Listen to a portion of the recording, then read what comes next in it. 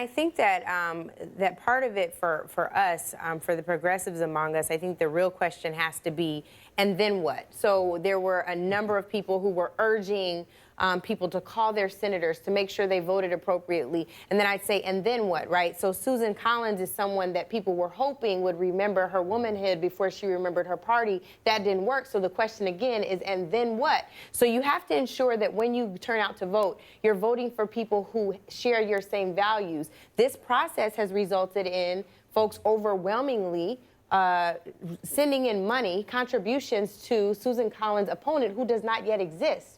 Right? And so the question really becomes, how do you stay engaged and motivated in ways that hold your elected officials accountable, not just to get your vote, but to also support your positions on policy priorities, which I think is the longer term question that we have to answer writ large. No opponent yet, but Susan Rice, at least floated as a name out there, and granted, reneged on a couple years from now. But I would love to see that. I think the other important piece of this is, even if they're traditionally red states, if there are people who are voting and they haven't been voting before, like in the Florida primary where there were 150,000 new voters just in the Democratic primary alone, that could very well tilt things. So you might have some happy Republicans who still get outvoted by. Well, you're seeing a big uptick in Democratic registration in the Georgia governor's race as well. Absolutely. Angela Rye, your response?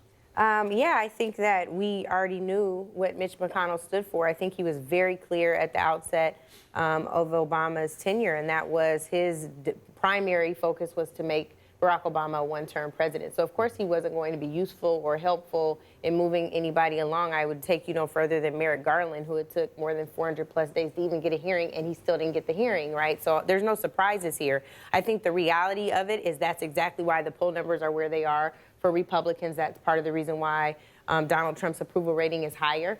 And I think our reality is, you speak of sharp elbows in politics, it's time for Democrats, and sorry, in this context, I'm not using a gender specific, but it's time for us to man up. Meaning we have to play the game hard if we're going to win any seats and really move the needle politically. I think that when most people are thinking about the Supreme Court, they're thinking about those high-profile issues, Roe v. Wade, voting rights, et cetera.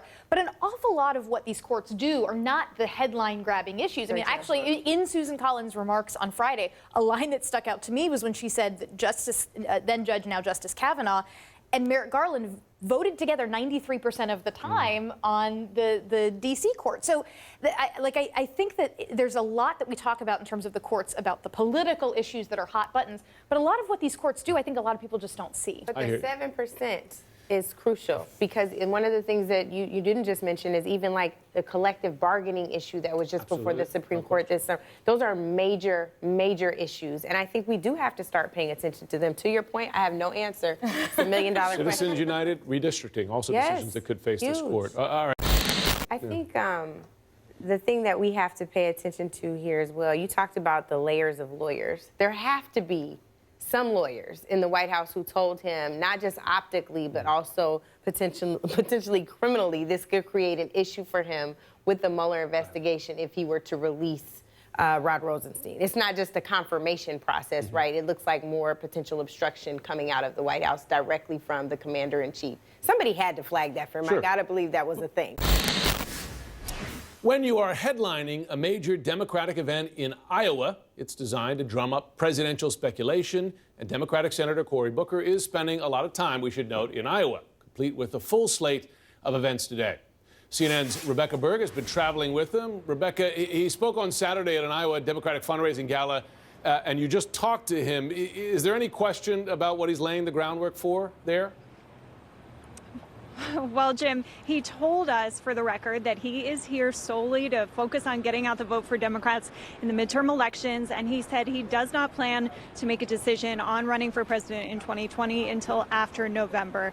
That said, there is no question that Cory Booker is here in Iowa, his first visit as a would-be presidential candidate, to lay the groundwork in case he does decide to run in 2020. And he's doing all the things here that you would expect of a possible potential presidential candidate, raising money for Iowa Democrats, campaigning with them. We rode along with Senator Booker and congressional candidate J.D. Scholten, who's challenging Steve King. In Scholten's campaign RV today, Booker spent 45 minutes with Scholten on the road Instagramming, DJing, having a great time talking about Iowa.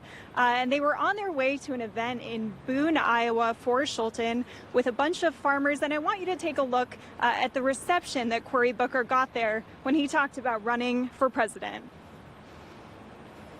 My chief of staff there wouldn't let me come up here to Iowa because he said people will be talking about presidential stuff.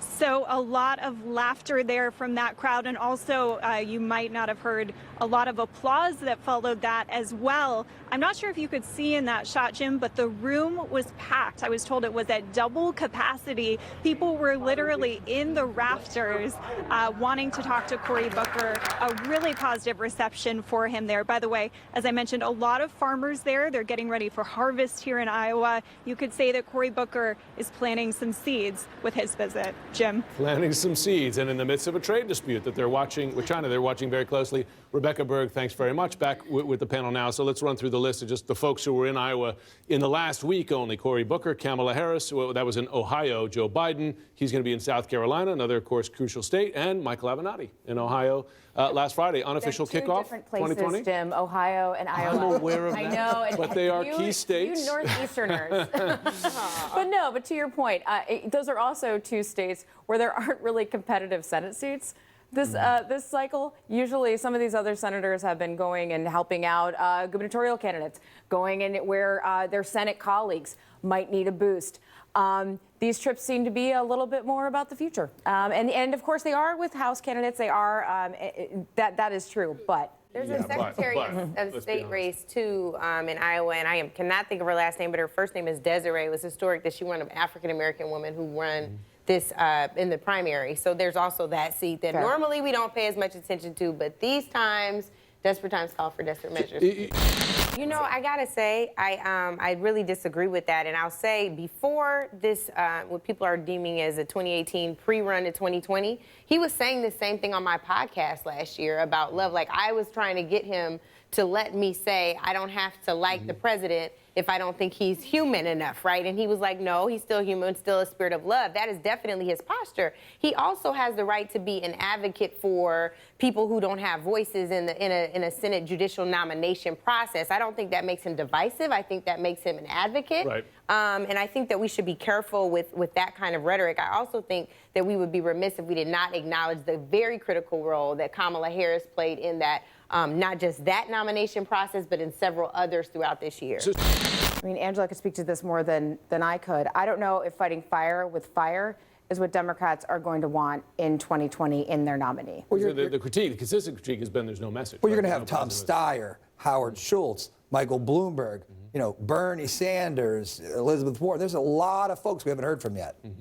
Big field. Yeah, I think that I would like to see fire fought with fire, but I'm not the only one, apparently. And I think that the reality of it is there are some candidates where that's possible. Michael Avenatti, probably because a lot of people are like, who is Michael Avenatti, right? But for these... I'm not sure there's anybody in America that says that anymore. I think there are several people. You would be surprised if you talk to some folks that don't watch cable news as much as we're on, David. But there are a lot of people who, and that's no shade to the network, but there are a lot of people who don't know who he is. I think the other important thing for us to consider is people need to have a record. People need to demonstrate that they can bring folks together and actually move the needle on policy that Americans care the most about. Well, you know, Avenatti did not have a particularly good last couple of weeks when you get to the Kavanaugh confirmation, right? Democrats weren't happy with him. Yeah, they weren't. Blame him.